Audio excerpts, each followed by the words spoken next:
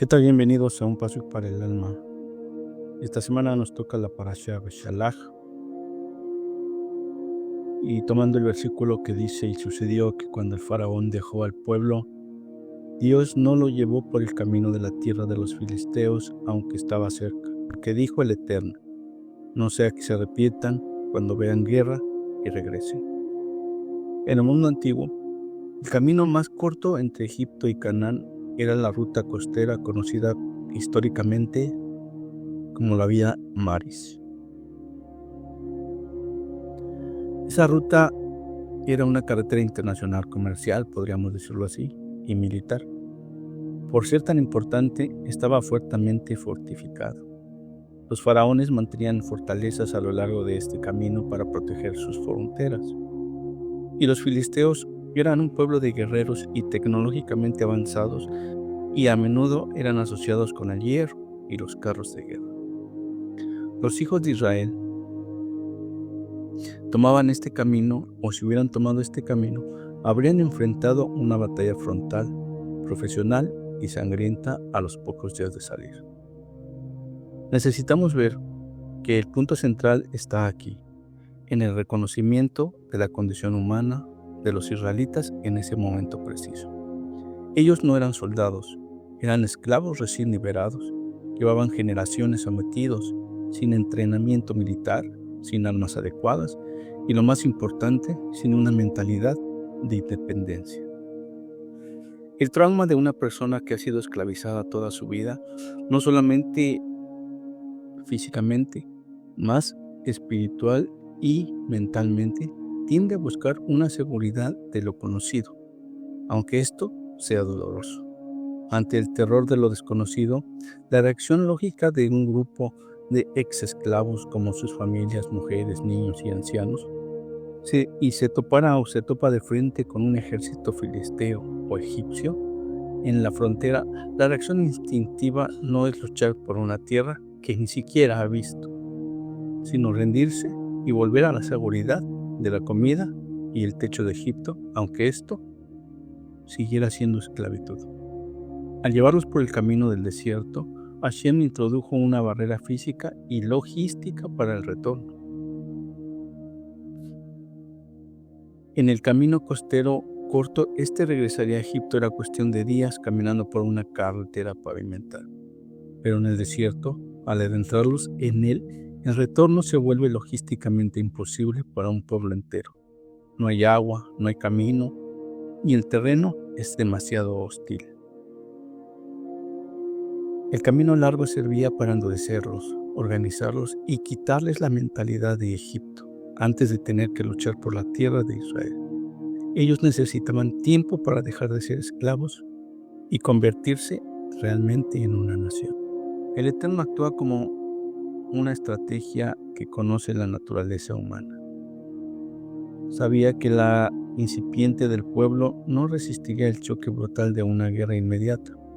El temor a que el pueblo regrese no es una duda del Eterno sobre el futuro, sino una medida preventiva basada en la realidad actual de un pueblo que estuvo esclavizado.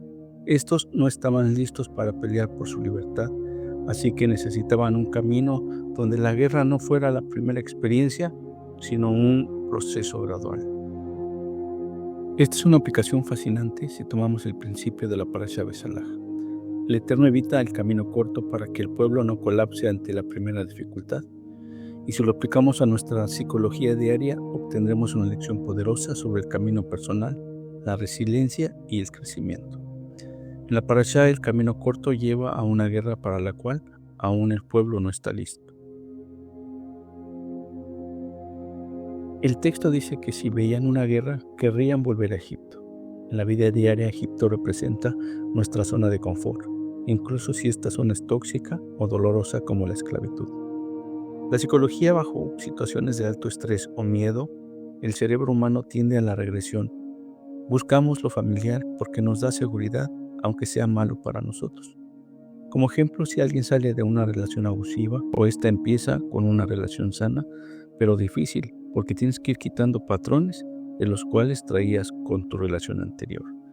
Y surge un conflicto con esta persona. Su instinto puede ser que desea simplemente volver con su ex, aunque esto sea abusivo, porque al menos ya sabe cómo manejar eso. Las lecciones a veces de la vida, el Eterno nos pone obstáculos o nos aleja de la tentación inmediata, para que no tengamos opción fácil de recaer en viejos vicios o patrones destructivos. Los israelitas necesitaban dejar de pensar como esclavos antes de poder vivir como hombres libres. Eso no se logra en un viaje de 3 días. Eso toma 40 años o les tomó 40 años. En la vida diaria el cambio verdadero es un proceso de identidad, no solo de resultados. Existe una diferencia entre hacer algo y ser alguien.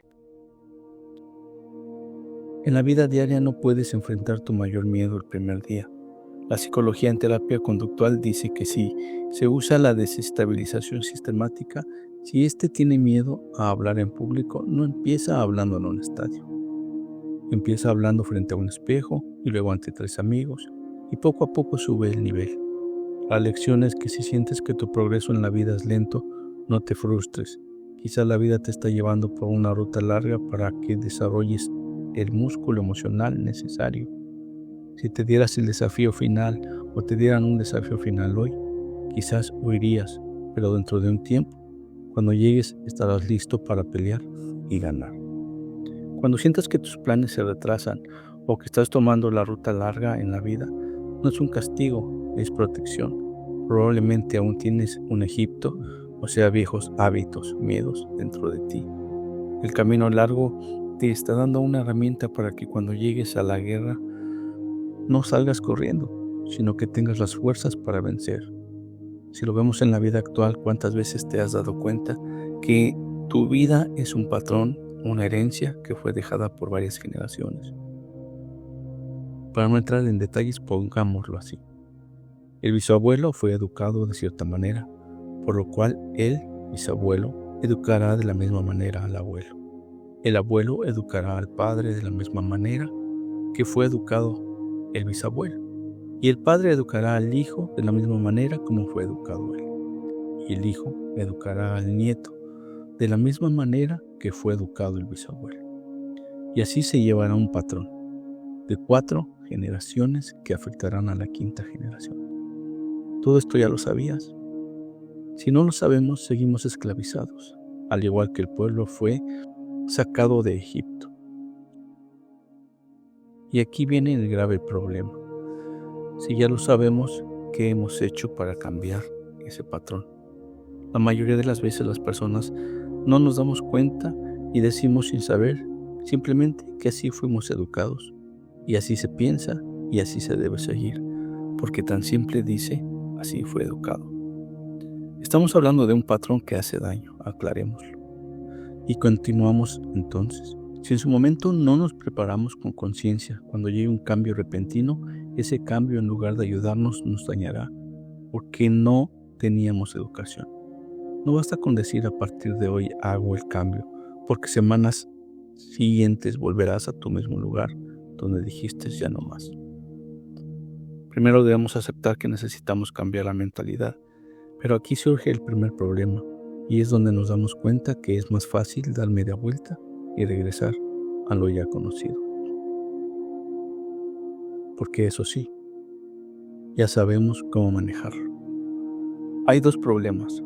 Aquí uno, cómo nos damos cuenta que necesitamos cambiar una herencia desde generaciones anteriores que nos han detenido el avanzar para cambiar, digamos, una situación de familia. Aquí es cómo debemos los padres cambiar si realmente deseamos que mejoren nuestros hijos lo que hemos logrado, no solo en economía, sino mentalmente y espiritualmente o físicamente. Digamos que somos de escasos recursos o la relación es cercana al mismo tipo de vida. Los hijos casi nunca superan a sus padres por lo que los padres dicen, por lo que los padres son. Si una familia vive en escasez, el estrés, el miedo, en supervivencia, y solo habla de querer que mis hijos sean mejor, pero vive igual.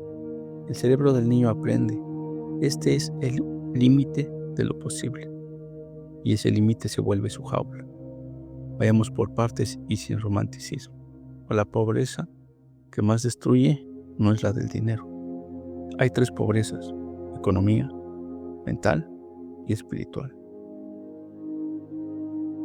La mayoría de las familias pobres no están destruidas por la primera, o sea, por la economía. Están destruidas por la segunda y la tercera, por la mental y la espiritual.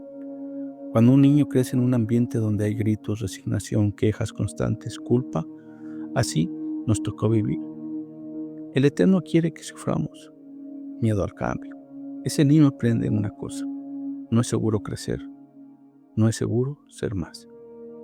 Y eso mata cualquier futuro. El error fatal de muchos padres pobres es creer que ayudar a sus hijos es darles comida, darles escuela y darles techo.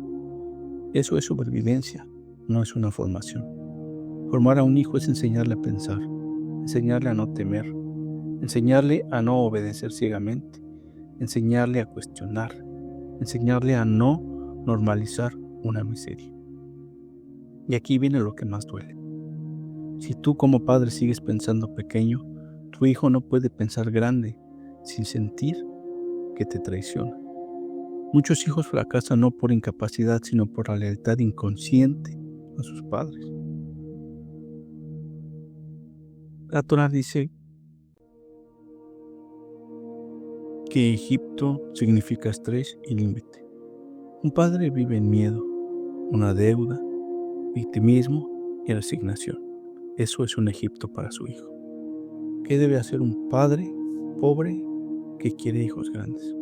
No necesita dinero, necesita cambiar su mente. Al cambiar el lenguaje, nunca decir no se puede. Eso no es para nosotros. Los ricos son malos. El Eterno quiere que suframos. Eso programa al niño a odiar al propio crecimiento.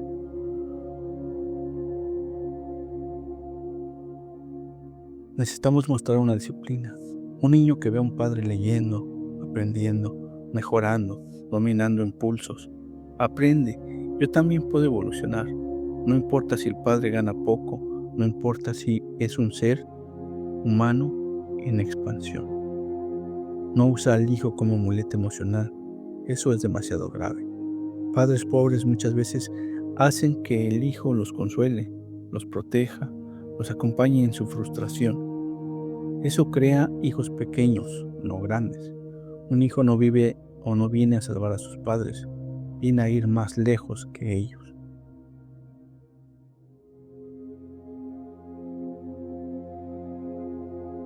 En lo espiritual, un padre que culpa a Dios se victimiza, no toma responsabilidad, bloquea el ticón del hijo. Un padre que dice: mi vida fue dura, pero tú no heredarás más cadenas. Eso abre los cielos. La vida dura es que si los padres siguen viviendo como siempre, los hijos no van a ser diferentes aunque estudien, porque el alma de un niño se programa con el ambiente, con las emociones, los miedos, los límites invisibles y no con discursos. Todo esto está muy bien, pero realmente eso es difícil para los padres que ya tienen inculcado ese tipo de vida.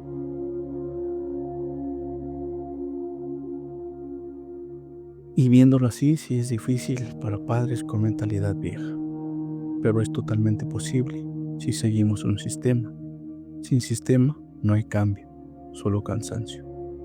Lo que sigue es un modelo probable o comprobado de una ruptura generacional. Lo primero que debe romperse es el ambiente, no el dinero. Un niño no copia lo que le enseñan, copia lo que respira. Si en la casa hay ruido constante, discusiones, televisión todo el día, celular sin control, desorden, quejas, su cerebro entra en un modo de supervivencia y un cerebro en supervivencia no aprende.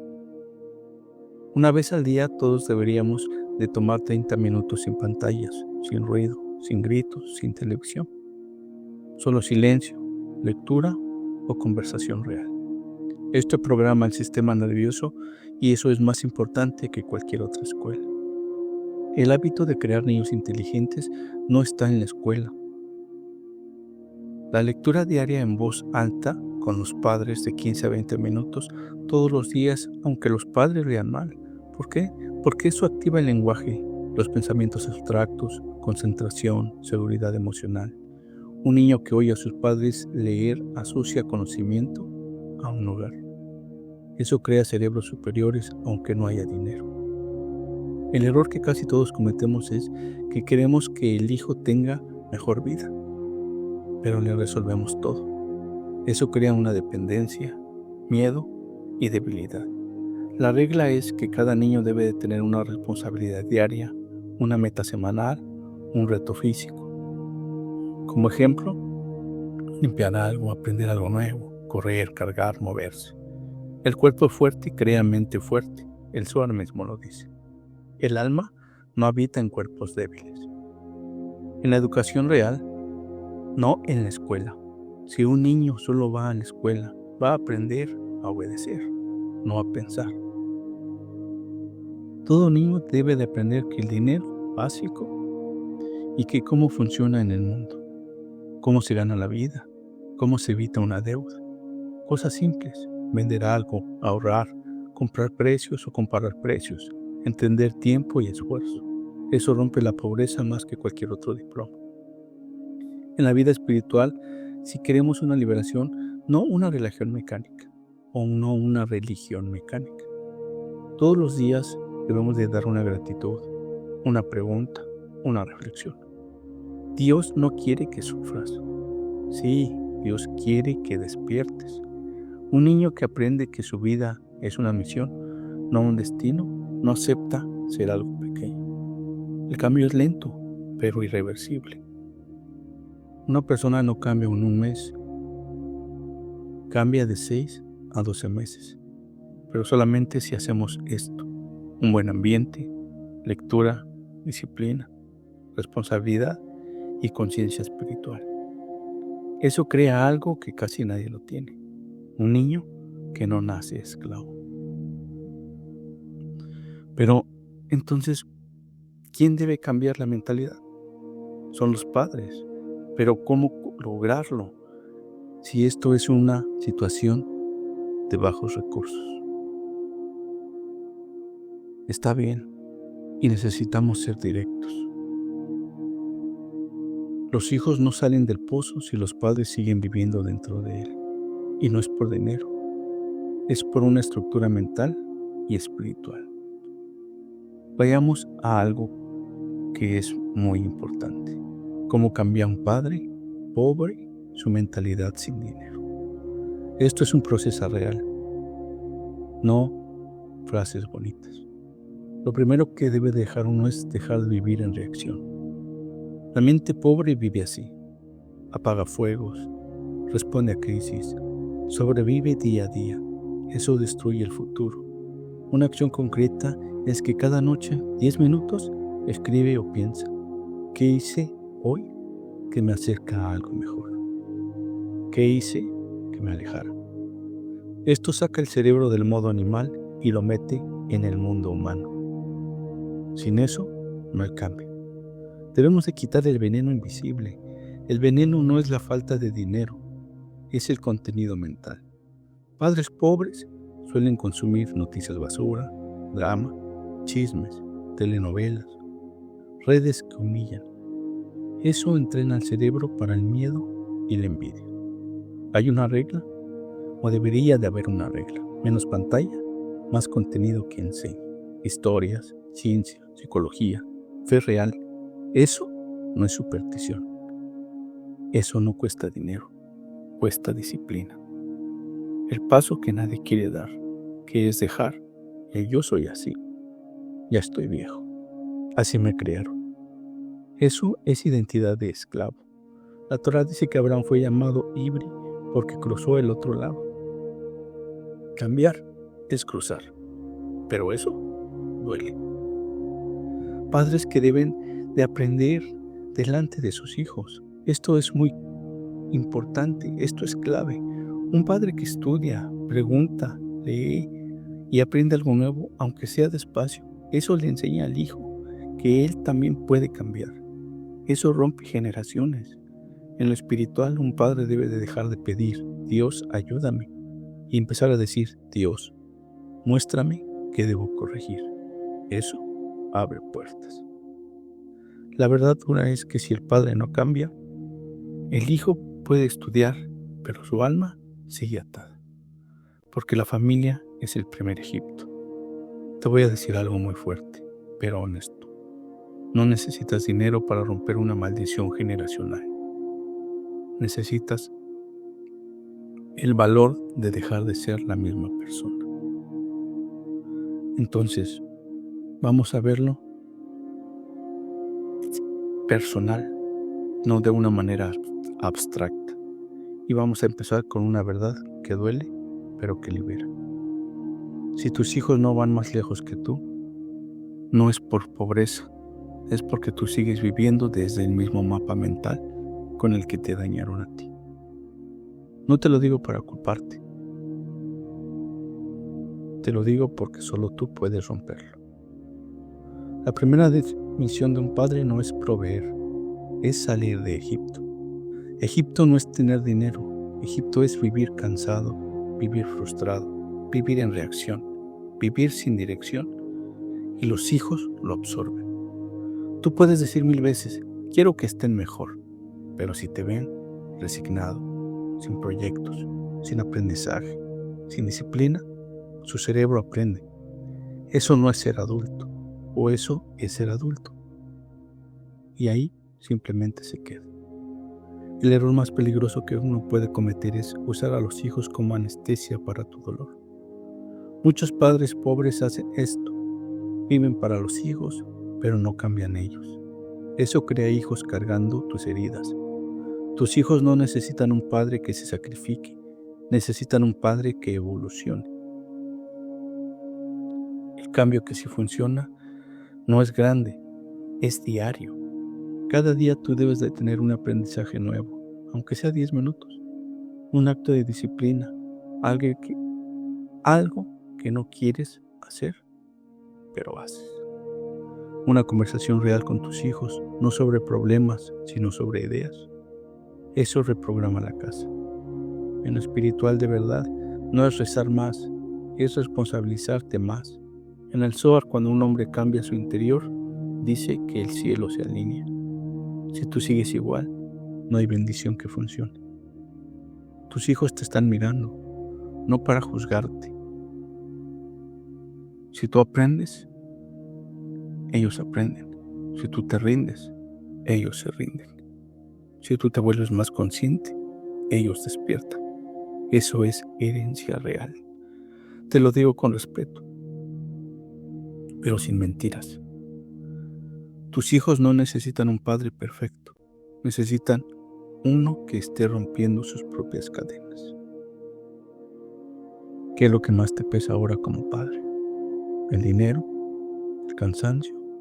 ¿La culpa? ¿O el miedo? Ahí está exactamente la puerta por donde se debe salir. Y aquí viene la pregunta del millón. ¿Y eso qué tiene que ver con la Parashá Beshalach, donde dice que el Eterno no los llevó por el camino corto, sino para que no se arrepintieran y regresaran a Egipto? Esto que estás viviendo es exactamente como padre la Parashá Beshalach. No es una metáfora bonita, es una ley espiritual. La Torá dice, Hashem no los llevó por el camino corto porque podría el pueblo arrepentirse al ver guerra y volver a Egipto. Eso no habla de geografía, habla de psicología del alma.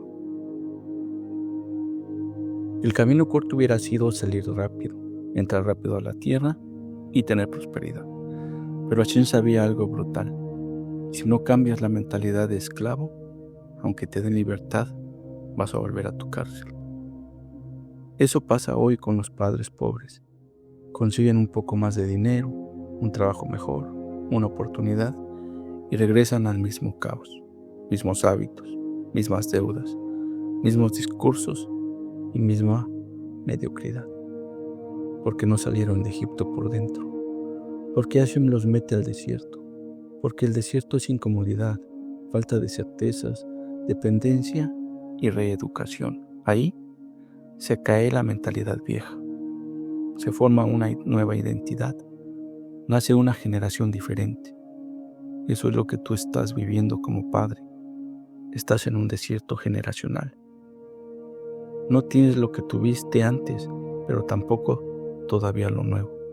Y ahí es donde muchos regresan a Egipto, a los vicios, a la resignación, al así somos, o a mejor lo conocido.